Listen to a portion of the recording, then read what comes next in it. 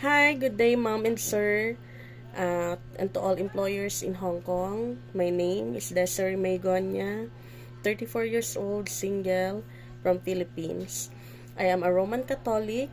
I have 4 sisters and 2 brothers, and I am the eldest in the family. And my mother's name is Density Gonya, and my father's name is Alfredo B. Gonya.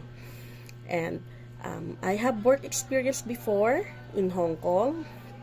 Um, in Fanleng, I took care of 2 kids, 1-year-old and 2 years old. So, my daily routine is I bring them to school, then doing the market, doing the house chores, and I cook for them.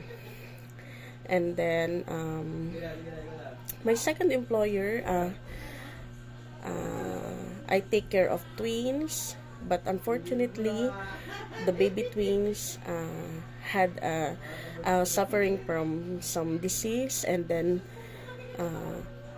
that's why my employer is need to hire a professional nurse.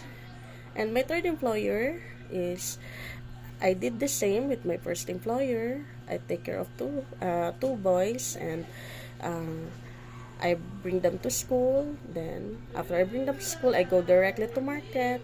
When I come back, I do the housework, cook for them, bring them lunch, and everything that I can help in the family.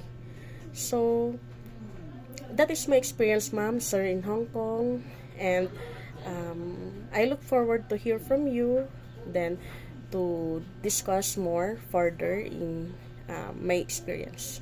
So thank you.